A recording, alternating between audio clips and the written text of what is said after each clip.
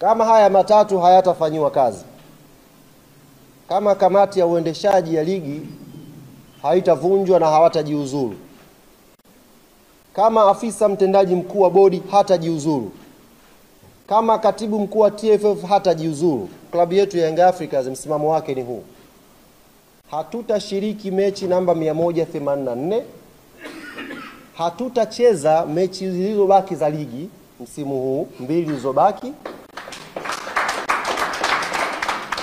Klabu yetu haitashiriki pia ligi kuu msimu ujao.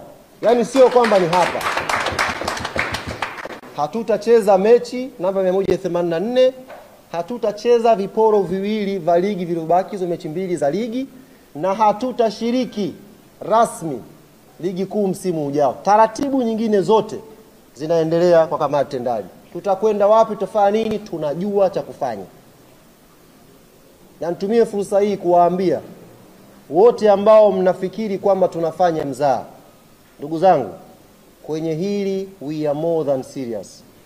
Tuko serious zaidi ya mnavyodhani, zaidi ya mnavyofikiria. Na kama yuko mmoja wao pengine anakaa na kuwadanganya kwamba kuna pointi ya Yanga itapunguzwa, ndugu zanguni, huyo mtu aache hayo mawazo mara moja. Hakuna pointi ya Yanga itaguswa. Na kama yuko mwanaume kugusa hiyo pointi, aguse aone nguvu ya wananchi nazungumzaje. Kama yuko huyo mtu ambaye anawaambia punguzeni pointi hapa, aguse na ajaribu kugusa hata nusu pointi. Hiyo pointi 15 mbali, nusu pointi aguse. Alafu ataiona nguvu ya wananchi nazungumzaje. Hizi pointi 73 ndugu zangu tumezipata kwa jasho sana. Haikuwa rahisi Yanga kuwa kinara wa ligi sasa hivi. Kuna jasho limemwagika. Kuna fedha imetoka hapo. Watu wameingia gharama.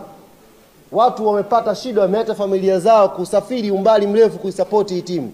Alafu ukae na tai useme na kata pointi. Jaribu kugusa pointi moja ya Yanga Afrika. Jaribu. Na